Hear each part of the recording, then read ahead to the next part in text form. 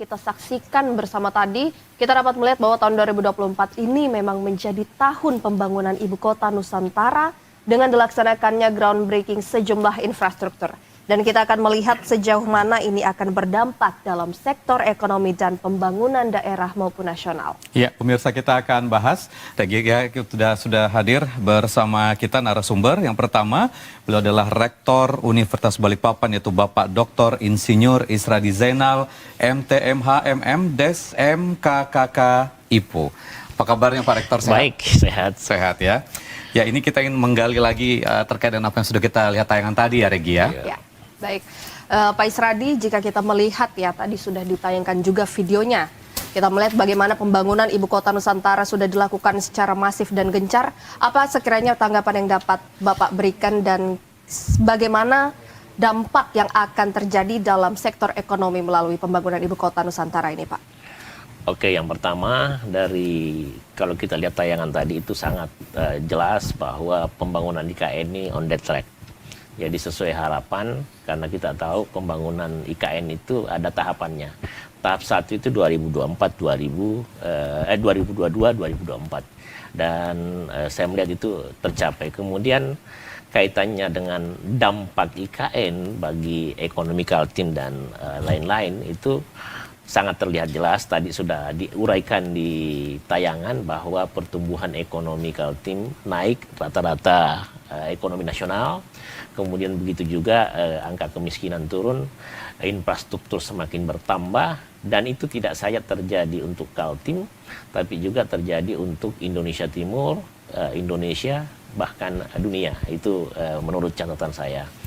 Nah, khusus untuk Kaltim, kita lihat sendiri sejak ada IKN, tidak saja terkait dengan hal-hal yang ekonomi, tapi juga pengembangan SDM luar biasa. Saya kebetulan tim ahli IKN di tahun 2022. Itu yang pertama dilakukan adalah pembangunan SDM. Jadi pelatihan gratis itu dilakukan semua. Dan yang kemudian kalau kita lihat jumlah pekerja di IKN yang mencapai puluhan ribu itu sebenarnya mendongkrak membantu secara nasional, karena itu para pekerja hampir semua dari luar Jawa. Kemudian dari segi pembangunan lain, saya 2 minggu lalu saya di Surabaya, bahkan pejabat gubernur itu menyatakan Surabaya sendiri itu menyumbang ke IKN 80% raw material. Nah, belum lagi kita rasakan sendiri di Kaltim, perhotelan, transportasi, UMKM itu berkembang dengan pesat, dan masyarakat itu mengklaim bahwa mereka sangat merasakan. Sulawesi Tengah untuk pertama kalinya ada kapal, kemudian begitu juga Sulawesi Barat, Sulawesi Selatan, hampirlah. Jadi kalau saya bisa katakan untuk 2022-2024 kemudian kita sesuaikan dengan visi IKN, yaitu salah satunya untuk terkait ekonomi ini sudah mencapai target. Itu yang sementara. Ya, tanggapan Pak Rektor sendiri, apa sebenarnya faktor yang memicu percepatan ini terjadi? Apa faktor yang bisa membuat ini akhirnya berjalan on the track seperti yang Pak Rektor sampaikan tadi? Iya, kita lihat sendiri kan dengan adanya IKN, pembangunan infrastruktur itu masif, ya kan, mulai dari kebutuhan material sehingga lalu lintas supply chain itu berjalan secara lancar. Kemudian kebutuhan akan kendaraan, kebutuhan akan perhotelan, kebutuhan akan makanan, itu membantu menggeliat ekonomi tidak saja dari sektor masyarakat kecil sampai masyarakat besar, karena misalnya perusahaan-perusahaan konstruksi itu hampir dari seluruh Indonesia datang, dan ini pembangunan yang sangat masif. Di mana-mana kalau ada pembangunan infrastruktur itu pasti berdampak kepada pembangunan ekonomi. Baik. Ya Pak, lalu jika kita membahas di daerah sekitar, apa menurut Bapak yang sekiranya dapat dilakukan pemerintah agar terjadi pemerataan ekonomi dan infrastruktur di daerah tersebut, Pak? Iya, kalau saya selalu menyatakan bahwa ada baiknya pemerintah, apakah itu di sekitar IKN, itu menselaraskan apa tujuan IKN dengan tujuan juga, jadi dia bisa bersinergi. Dan saya rasa dari sekarang sudah bisa mendeteksi kebutuhan apa yang dibutuhkan ketika IKN menjadi Ibu Kota Nusantara. Akan tetapi ini perlu dicatat, ini tadi ada pertanyaan bahwa akan berdampak secara ekonomi. Sebenarnya saat ini sudah sangat berdampak, sangat berdampak sama ekonomi, dan membuat Kaltim itu maju.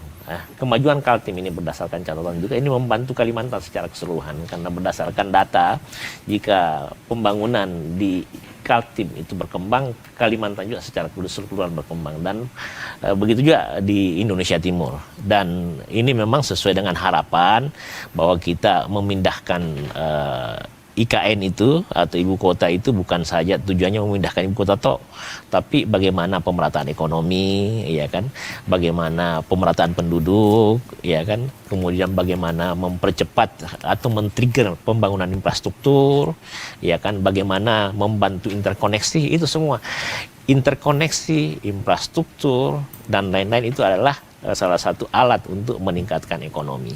Ya, ya kan? Tadi dikatakan juga sebenarnya peningkatan ekonomi yang bertumbuh di Kaltim ini juga karena dampak dari pembangunan IKN. Tapi kalau menurut Pak Rektor sendiri, ekonomi seperti apa yang sebenarnya nantinya akan dirasakan oleh masyarakat? Dan kesejahteraan seperti apa yang akan didapatkan dengan IKN ini? Apalagi 2025, kita akan melihat lagi ini akan ada pembangunan lagi. Bagaimana kalau tanggapan ini Pak Rektor? Oke, di 2025 sampai 2029 itu tahap 2 pembangunan IKN. Nah, yang kita bisa lihat yang pertama kan ini dampak dari pembangunan ekonomi, UMKM berkembang pesat. UMKM? Iya, UMKM berkembang pesat. Yang kemudian selain itu ya perusahaan jasa konstruksi secara tidak langsung dia menjadi subkon. Terus perusahaan jasa juga ikut berkembang. Kemudian wisata itu secara tidak langsung juga mendongkrak hari ini, sampai hari ini kalau saya catat kadang-kadang kunjungan ke IKN itu bisa sampai 5.000 per hari. Nah, ini luar biasa. Tinggal kita sebenarnya IKN ini 2022 sampai 2024 kalau saya nilai dari segi kelayakan, ya kalau secara bertahap sudah bisa dijadikan tanda kutip untuk ibu kota. Contoh kegiatan kepresidenan udah bisa dilakukan. Apalagi IKN dengan Istana Negara dan Istana Garuda itu luar biasa. Nah, untuk memicu ekonomi semakin berkembang di masa depan ada beberapa catatan. Yang pertama, ya tidak perlu harus pakai uang dari negara. Negara saja mulai dari pemerintah, menteri-menteri bahwa wah insya Allah kita dukung IKN secara terus-menerus, itu akan membantu geliat ekonomi. Melakukan kegiatan-kegiatan di sini karena kan sudah siap semua. Misalnya kalau saya sarankan, kalau pelantikan gubernur dilakukan di Istana Negara atau Istana Garuda, itu luar biasa karena pertama transportasi ke sini akan panjang dan itu akan men-trigger investor untuk masuk. Ya kan, dan di sana kita lihat tadi tayangan fasilitas sudah hampir semua, istana sudah selesai, kantor Kemenko sudah selesai, mubasir dong kalau tidak digunakan.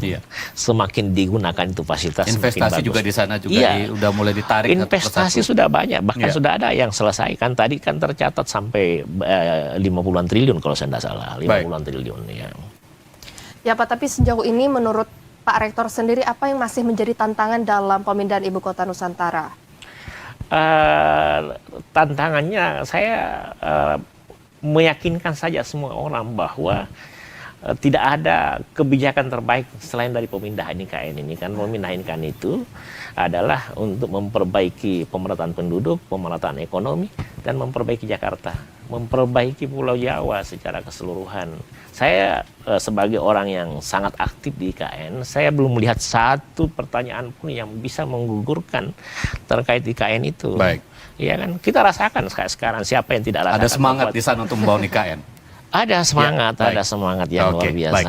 Ini sudah masuk pada sesi terakhir. Ada closing statement yang ingin Pak Rektor sampaikan dan optimisme kita 2025 dengan Ibu Kota Nusantara dan ekonomi. Singkat saja Pak Rektor. Yang pertama bahwa pemindahan IKN itu adalah keputusan terbaik, baik untuk pemerataan ekonomi, baik untuk pemerataan keadilan, baik untuk Jakarta, baik untuk Pulau Jawa, baik untuk Indonesia Timur, baik untuk dunia. Karena pembangunan IKN itu adalah pembangunan IKN yang didasarkan untuk kota untuk semua, kemudian kota berkelanjutan punya makna itu bahwa tidak akan merusak lingkungan, dan yang paling utama untuk memperbaiki ekonomi, sosial, governance, dan itu untuk kebaikan kita semua. Jadi saya satu hal yang saya mau sampaikan, mohon kepada pemerintah Republik Indonesia